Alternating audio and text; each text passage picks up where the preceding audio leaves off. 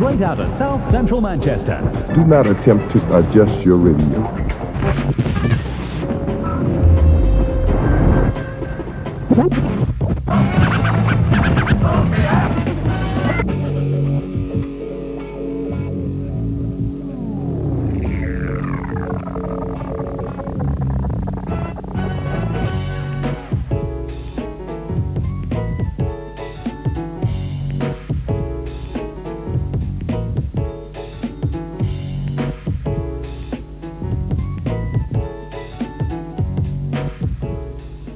Pirate radio stations in the northwest now outnumber the legal stations by 2 to 1. They claim they are outlawed and priced out of the radio market unfairly. Some pirate stations are short-lived. Others invest in sophisticated equipment and are determined to survive. One of them is Soul Nation in Manchester, created and managed by Tony Stevens, also known as DJ T2 Band.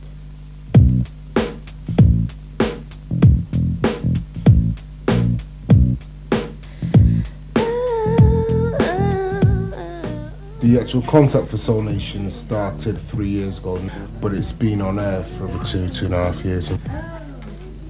Good afternoon, Soul Nation. There was a massive gap in the market. Other stations who were playing music, I don't know who for, but it wasn't for the majority of the people who I knew anyway. I've been listening to Soul Nation for about 2 years. I found it by accident on the radio dial and I've been listening to it ever since. I tend to listen to it more often than not when I'm working. The music's of a tempo that's nice to work with. I do listen to other radio stations, but nothing about anywhere near Soul Nation. Well, I'm sorry, but I'd just run them out of town. I mean, you don't have unlicensed ambulances plying for trade around the streets. If I wandered into a hospital and started taking somebody's appendix out, I'd be prosecuted. You don't have unlicensed dentists. Why should these people just string a bit of wire out of a block of flats somewhere in Manchester and call themselves a pirate radio station? I listen to Soul Nation, Manchester. That's a good radio station. I like pirate radio stations because they were like more underground. They hit the scene more. You got a glow that just surrounds you. I don't believe there is a place for pirate radio stations. I feel that it's unfair that there isn't a level playing field. We have to work very, very hard to get our licenses, and we have to keep fighting to get them back every 8 years. If somebody comes along and just opens up a transmitter, it's hardly a fair and level playing field.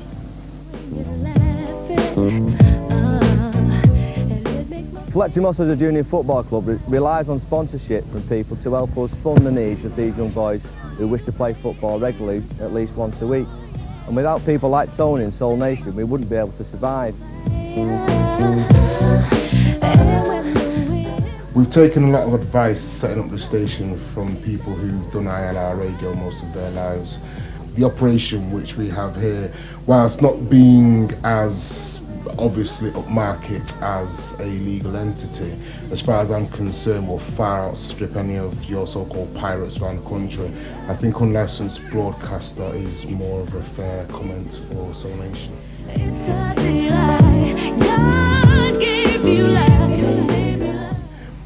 I believe that the people who are at Soul Nation now want success bad enough to go to almost any lengths to gain that success.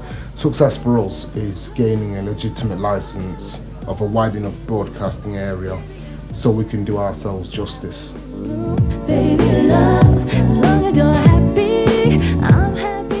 Being raided is a constant worry for us.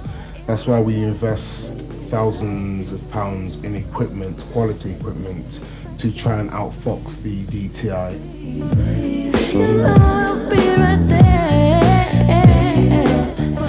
I think pirate radio since the early 1970s, certainly land-based pirate radio, has been a history of cultural omission. And if you trace the pirates from, say, Invicta and JFM in the 70s, right through to the current pirates, there's a history of soul music and black urban dance music in general that's been omitted by the legal channels of broadcasting. I think pirate radio should exist when it's fulfilling a cultural need or tendency that the legal channels aren't fulfilling. It's as simple as that.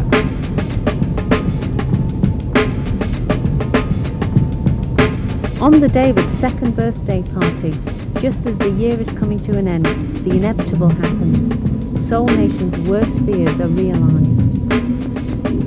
Here's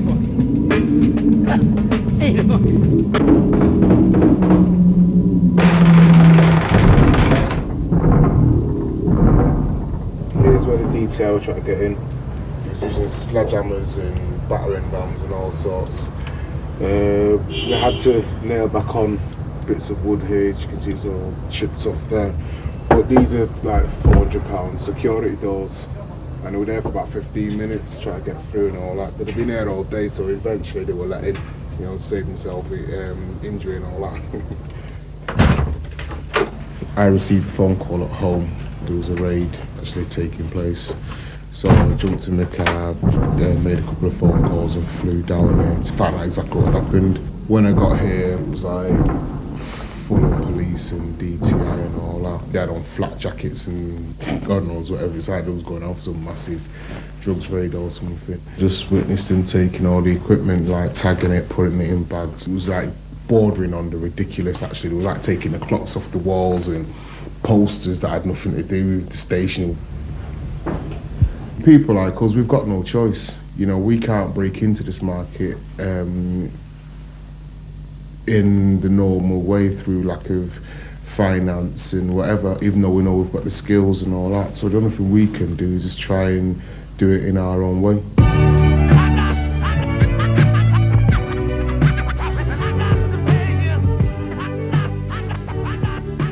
Our job in policing the airwaves is to go for the source of the transmission and remove it, either by taking the transmitter itself, dealing with the aerial, or indeed finding the studio that the pirates use. When we get a call of interference, this is the sort of vehicle that we send out. And in the front of the vehicle here is a direction finding display, and that helps us find where the pirate radio transmitters are, because the direction takes us in the signal string. This is a monitoring receiver. It's top of the F, which gives us the direction the signal's coming from, and then the signal strength meter, which tells us how close we are. I have with me some typical examples of pirate radio transmitters. This is one completely encased in a traffic cone, and the idea of this is it gets put in a stench pipe and the wide part of the traffic cone makes it lodge there, but it's the crude technology in the transmitter itself which causes the problems. This is a pirate radio transmitter completely encased in a biscuit tin. And again, the similarity between this and the other transmitter is its crude technology, won't stay on the frequency, causes interference to other radio services, and that's why we have to take action. Pirates do cause interference to emergency services, and there are real instances of interference to airports, to instrument landing systems at airports, to police services, to fire brigade services, and indeed to some of the utilities.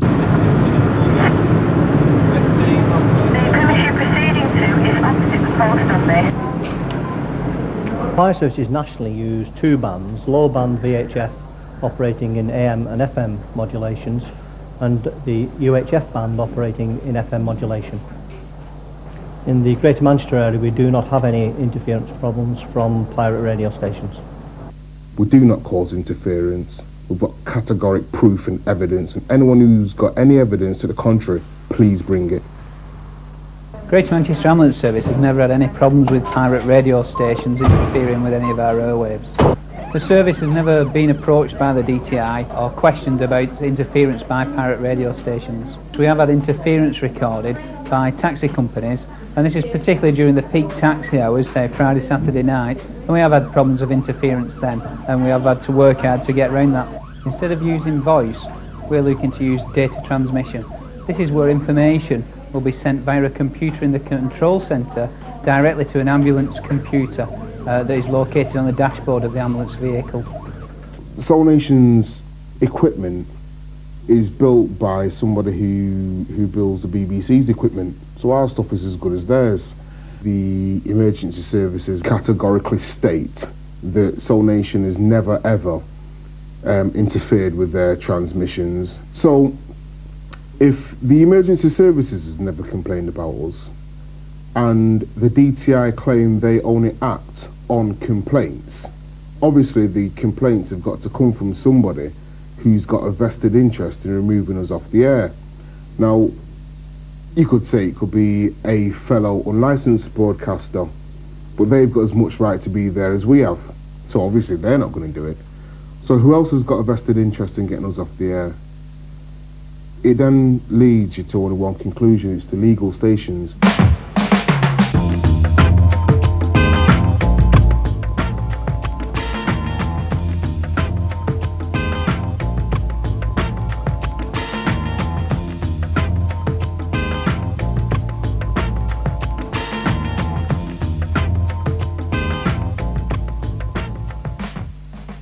I know that Soul Nation don't really want to interfere with commercial radio and legal radio in the Manchester area, but they don't know everything, and they are assuring us that they will try not to. That's been quoted in the press and so on. But they don't know, they're trying not to. I know for a fact that recently we had problems with Soul Nation interfering with our signal. I find that a bad situation. Well, we pay thousands of pounds a year to the Radio Authority for our licence to transmit. We pay thousands of pounds for the rental of the transmitter. We pay thousands of pounds to the Performing Rights Society, to the other copyright bodies. These people pay nothing. We have to observe all the health and safety regulations, and obviously we're paying rent and rates. We're a legitimate station, and I resent the competition from these people. The legitimate licensed broadcasters naturally are concerned about the pirates, but for two reasons. Firstly, the pirates operate on frequencies near theirs, so any interference is usually picked up by the licensed broadcasters' listeners. In other words, they can't get the station that they want to tune to on the dial. Secondly, of course, the pirates are actually stealing the advertising revenue from the licensed stations, and that naturally causes some concern. When we've gone off air after the raid, the advertisers only want to know one thing, like, are you coming back, and that's it. One guy who was nearly in tears, I mean, he started up a business and his business was going down the tubes, and he's advertised with one of the local radio stations, and he says that he didn't get one bit of business. Whereas, like, he's advertised with us now, and he says that within the first week he's had phone calls and inquiries, and that's just within about 4 or 5 days. We do a lot of research at Piccadilly and Q103. We interview thousands of people. They don't know it's us interviewing them. They tell us what they like to listen to, and there's no particular demand for other sorts of music. If there were, I'd be very open to people talking to us about it. I was at the Radio Academy conference in 1990 in Glasgow, where the owner of a radio station stood up and said, when people call my radio station bland, I take that as a compliment. Now, when you've got that kind of thinking at high management level in legal radio, there's no wonder we have to have pirate stations. These stations that say that they cater for the crowd and the listeners that Soul Nation are trying to cater for are basically run by white, middle-aged guys who haven't got a clue about what our style of music is about, and they don't really want to know. It's not a race thing, it's like, you know, it's a cultural thing. I mean, these guys are brought up with The Who and the Bay City Rollers and Mick Jagger and his lot. You know, what we're talking about is a world away from that, but they deem what type of music everybody else must listen to. Soul Nation. Soul Nation. Soul Nation. After 4 months of silence, the Soul Nation team regroups and prepares for a relaunch. Listen. Hit it. We are the boys. You all know what's happened, right? And we've only got ourselves to blame. Hopefully, like me, everyone's learned the lesson.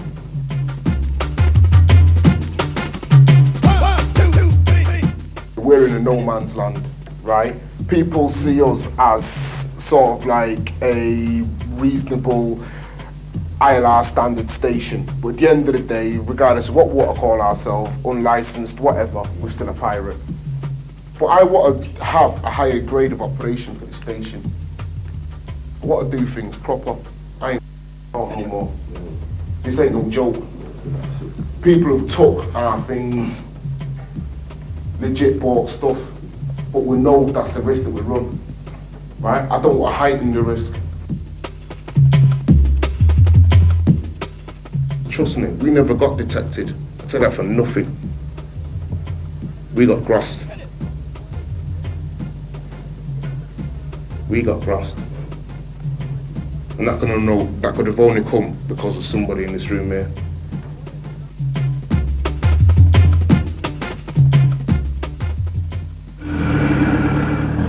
The music that we play, the majority of it does come from the majors, but they can't very well go out and say that we have anything to do with unlicensed radio stations. What they do, believe me, because they know that we are an integral part of their business. We work hand in hand with them.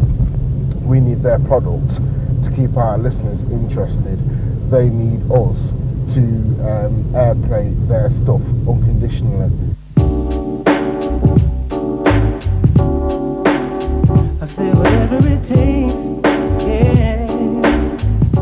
It gives you a buzz when you've seen a tune come as a promo, and then you've like nurtured it along and it's got big, and then when you see it hit the charts, and especially in the case of like one or two artists who I've known personally, Gabrielle and China Black and Mark Morrison, all those people each did the first PAs for our organisation.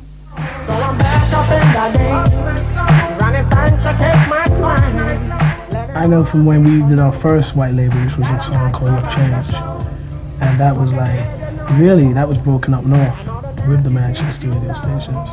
And crazy as Manchester, also like Soul Nation and Sting FM and those kind of stations, you know, because from when we went and done our first PA, that was in Manchester.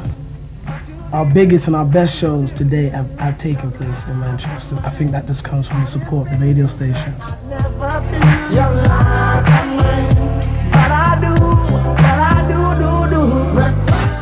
No, I'm not worried about, you know, getting paid for the PRS because pirates play my records, you know, because it's just an honor to have my records still being played on this level. The record companies have always had a slightly hypocritical attitude towards the pirate stations, actually. I mean, this has been the situation since the 60s, when you would have the head of EMI saying, no, we're not going to cooperate with these naughty stations, they're illegal, they're bad, they take away our revenue. And meanwhile, you know, their right-hand men, their salesmen are going round to the station saying, do you want 6 copies of this, 7 copies of that? And it's the same now with pirate radio. You know, they get white label copies of pre-release records from all the major record companies ages before anybody else gets them. It's one of those funny one-sided ones.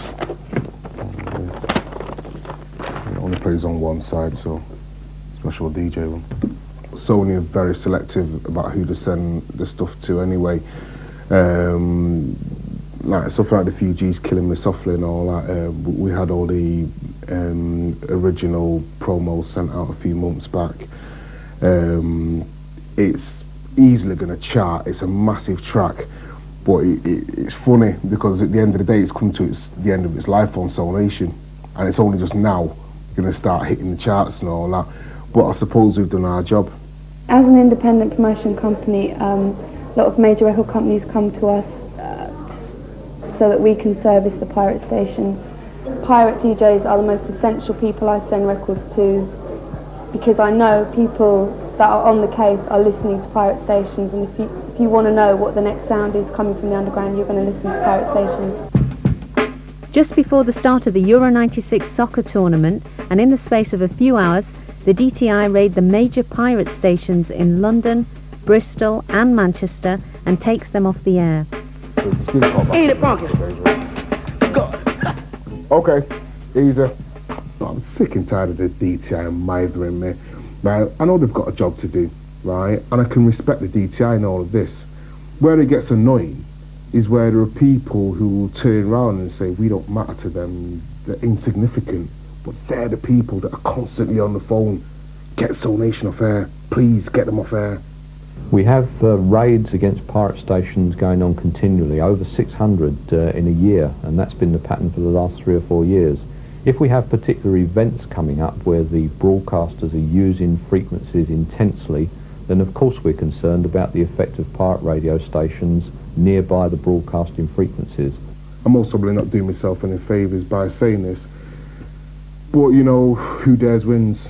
And as far as I'm concerned, you know, I'm made of sterner stuff and I'm a determined guy, and I'm fighting to keep what we're doing going, and I'll do it by any means necessary. I'll do it one way or the other.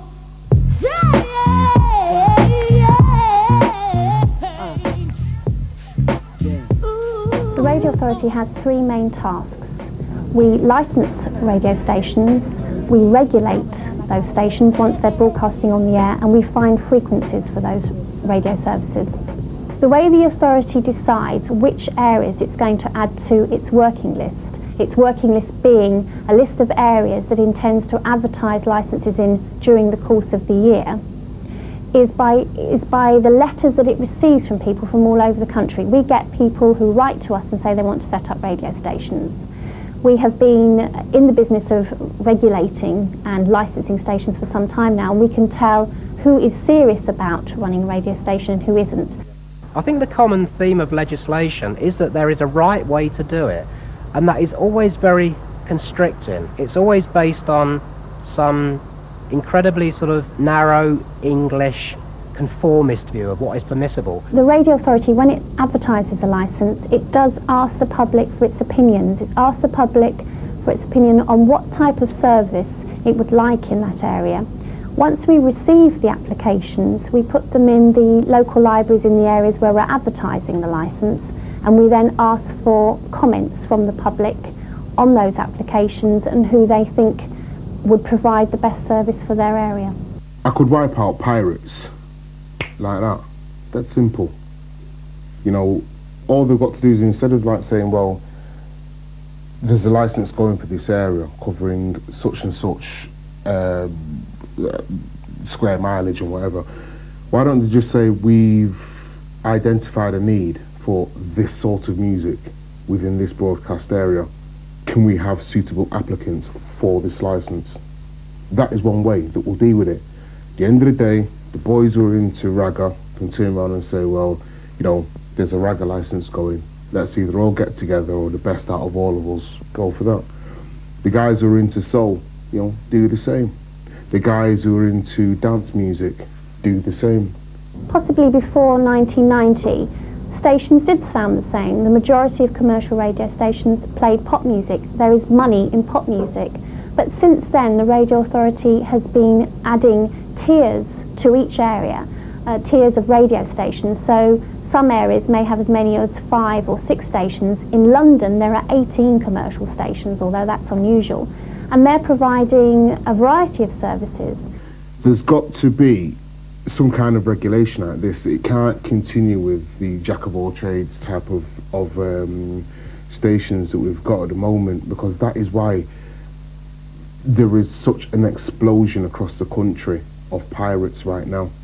In London we have dance music, we have easy listening, we have jazz music, we have a station for the Asian community, a black community, Greek community and the Turkish community. And what we're trying to do is advertise more licences outside London, which will broaden listener choice. They talk about a lighter touch and they talk about deregulation, and it's really nothing of the kind.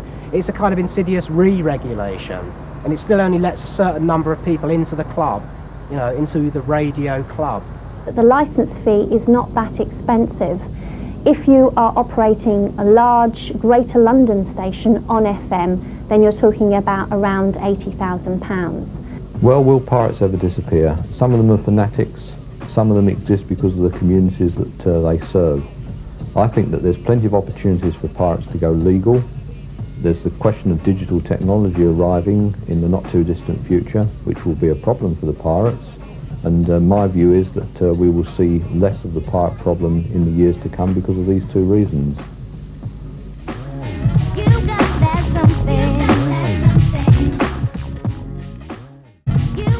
The whole emphasis seems to be on the fact that they should conform to the law. My view is change the bloody law, change the rules.